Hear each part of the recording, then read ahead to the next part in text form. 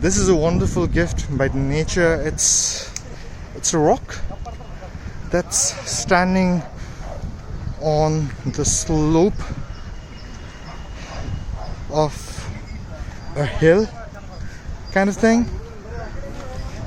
I'll take close. So this is how it looks like when you get close, and you can just check out, it's a slope.